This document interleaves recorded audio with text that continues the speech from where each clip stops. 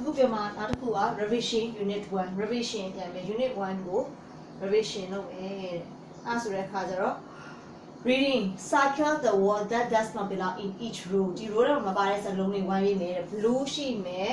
brown ရှိမယ် chair ရှိမယ် yellow ရှိမယ်အဲ့ဆိုရင်ဒီမှာအရောင်ကဒါ yellow ကလည်းအရောင် brown ကလည်းအရောင် blue ကလည်းအရောင်မတူတာ chair အဲ့ဒါဆိုလို့ရှိရင်မတူတဲ့စကားလုံးဝိုင်းပြီးမယ်ဟုတ်ပြီနော်အဲ့ဒါဆိုအဲ့ဒီဟာဘယ်လိုခေါ်လဲဆို odd word လို့ခေါ်တယ်မတူတဲ့ဟာဝိုင်းမယ်နံပါတ်2ကကျတော့ cat က monkey ရယ် parrot က four ရယ်အဲ့ဆိုလို့ရှိရင် parrot ကကျတူရယ် monkey ကမြောက် cat ကကြောင်အဲ့ဆိုမတူတဲ့ဟာ four အဲ့ဒါကကြောင့် catboy ရယ် bay ရယ် bookcase က desk ကဆို catboy ပြီးတော့ bay ရလူနာမည် bookcase က sound ရယ် desk ကဆိုပဲအဲ့ဆိုမတူတဲ့ဟာနာမည်ပဲဆိုတာလေ bay အဲ့မှာ four hand လက်ရယ် small သင်းရယ်တော့ big ကြီးတော့ tall ရက်ရှိတော့အဲ့ဆိုရင်ဒေါ်တွေနဲ့ဆုံးတာ adjective တွေအဲ့ဆိုမတူတဲ့ဟာ hand hand နံပါတ်5 pupil တပည့်ရယ် kitchen မိဖို့ချောင်း hall ခန်းမရယ် bedroom အိတ်ခန်းရယ်အဲ့ဆိုလို့ရှင် pupil ရယ် kitchen hall ရယ်က pupil ကကျောင်းက kitchen မိဖို့ချောင်း hall ခန်းမ bedroom အိတ်ခန်းအဲ့ဒီသုံးခုကနေရမတူတဲ့ဟာ pupil ကမတူတာဒီ5က8က2ရယ် living room 5ရယ်8ရယ်2ရယ်နံပါတ်တွေမတူတဲ့ဟာ living room father ရယ် teacher ရယ် sister ရယ် brother ဆိုရင် father အဖေ sister အမညီမ brother ညီအကိုအဲ့မတူတဲ့ဟာ teacher မတူတာအမျိုးမဟုတ်တာပေါ့ eye ရမျက်လုံး mouth ကပါးစပ် cloud ကလူရှင် nose ကနှာခေါင်းကျန်တဲ့ဟာတွေကခဏကိုအစိပ်ပိုင်း cloud ကလူရှင်တော့မတူတာအဲ့ cloud ဝိုင်းနောက်အဲ့ဆိုရင်ဒါလေး circle လေးဝိုင်းတက်ပြီး1 to 8နောက် look at the picture ရုပ်ပုံကြည့်ပါတယ် read and write ဖတ်ပြီးတော့ရေးပါတယ် yes လို့မဟုတ်ဘူးရေးပါတယ် its eyes are green သူ့ရဲ့ eyes မျက်လုံးက green ပါတယ်ဟုတ်တယ်နော်မျက်လုံးက green ဆိုကြောင့် yes it has got black hair စပင်းကအနက်ရောင်ပါသူ့စပင်းအပြန်အောင်ဖြစ်နေတယ်ဆိုတော့ no its arms are yellow သူ့ရဲ့လက်မ yellow ပါဆိုလက်မ yellow ဆိုဟုတ်တယ်ဆိုတော့ yes it has got a red face အနီရောင်မျက်နှာအနီရောင်ဆိုမှန်တယ်ဆိုတော့ yes it has got short blue legs ခြေထောက်ကတဲ့ short တိုးပြီးတော့ blue အပြာကိုခြေထောက်ဆိုဒီမှာအပြာမအဝါပြီးတဲ့ကြောင့် no its mouth is green သူ့ရဲ့ပါးစပ်ကအစိမ်းအောင်ဆိုပါးစပ်အစိမ်းအောင်ဆိုမှန်တယ်ဆိုတော့ yes its nose is yellow နှာခေါင်းက yellow အဝါရောင်ဆိုတော့လည်းမှန်တယ်ဆိုတော့ yes အဲ့ဆို yes တွေ no တွေရေးပြီ the page 42ပြီးပါပြီ page 44 speaking and talk about maps အကြောင်းပြောပါတယ် this is his တွေဒါကတော့သူ့ရဲ့အမိပါတဲ့ these are his ဒါကတော့သူ့ရဲ့ဆိုတော့ဘာပြောရလဲဆိုတော့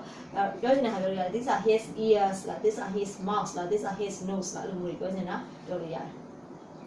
နောက်တစ်ခါကျတော့ hi I'm Tracy ငါနာမည်က Tracy ပါတဲ့ this is a picture of my family ဒါငါရဲ့မိသားစုပုံပါတဲ့အဲ့ဆို has Tracy got a big family သူ့မှာမိသားစုအများကြီးရှိလားတဲ့အဲ့ဆိုဘာရလဲ no she hasn't ဒါမများပါဘူးတဲ့ she has got a small family ဒါအောင်နေတယ်လို့ပြောရတယ်နေမိသားစုနေပါတယ်တဲ့ has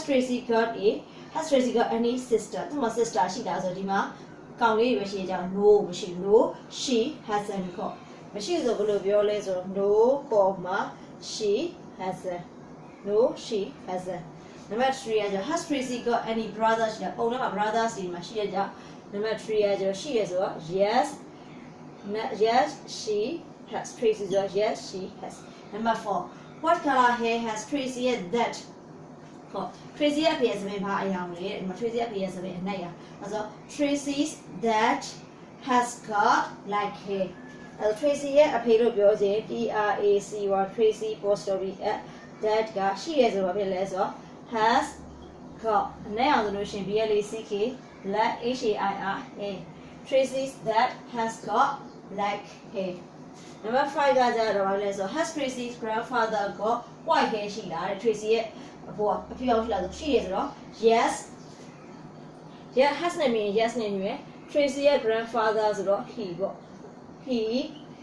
ရှိရဆိုတော့ has got စပင်းဖြူဆိုလို့ရှင် WHIDEYHAIR white hair ရှိပါတယ်အဲ့ဆိုအစပြန်ကြည့်မယ်နံပါတ်1 has Tracy got a big family မိသားစုအများကြီးရှိလားဆိုရှိရဆိုရင် yes he has yes Tracy ရဲ့ main ကလေးဆို yes she has Tracy တော့တော့မိသားစုဒီအောင်မိသားစုတော့ဗာလဲများတယ်လို့တော့မပြောနည်းတယ်လို့ပြောရတယ်အဲ့ဆို no she hasn't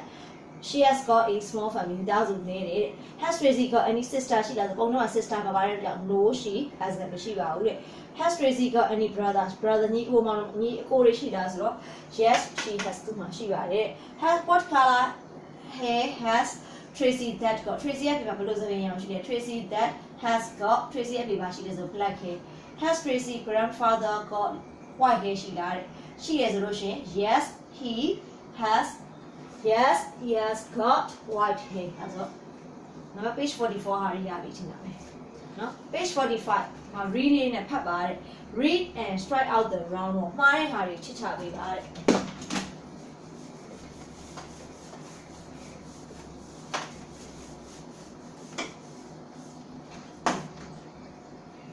Number 1 Mr.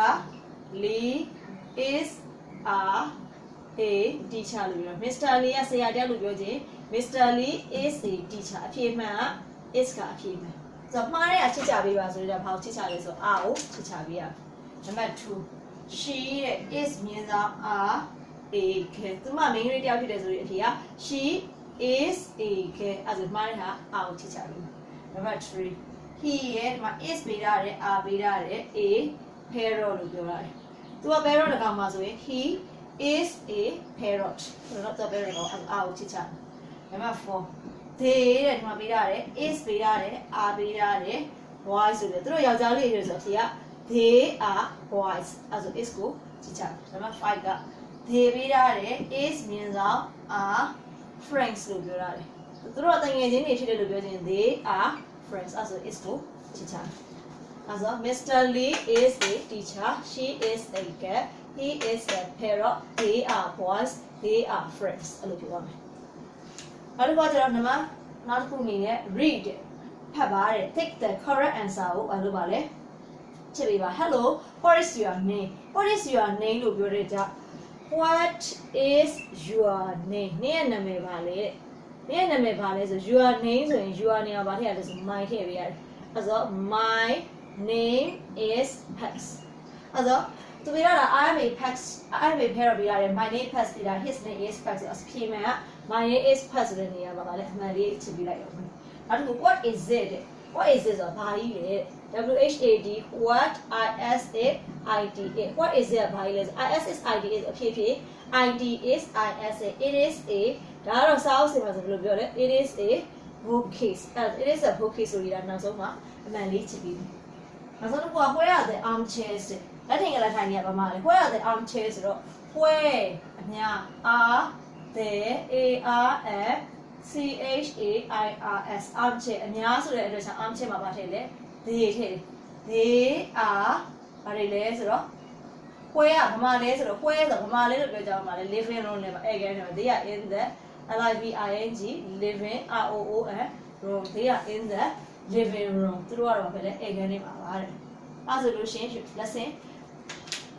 unit 6စာပြီးသွားပြီ unit 6နဲ့ပတ်သက်တဲ့လေ့ကျင့်မှုတွေဘာလို့ထားလို့ရလဲဆိုလို့ရှိရင်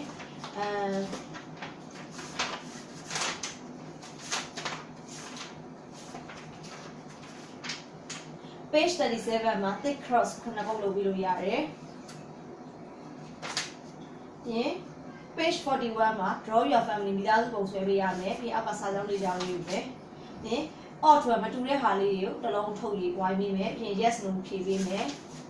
ပြီးလို့ရှိရင်မေးခွန်း1 to 5 5ပုတ်ဖြေပေးမယ်မေးခွန်းတစ်ဆောင်ဖြေချောင်းရေးမယ်ပြင်မှားတဲ့ဟာကိုချစ်ချမယ်ဒါကြတော့အမှန်လေးကို tick လုပ်ပြီးတော့သုံးဖို့အဲဆိုရင် unit 6နဲ့ပဲတက်တဲ့ဟာပြီးပါပြီ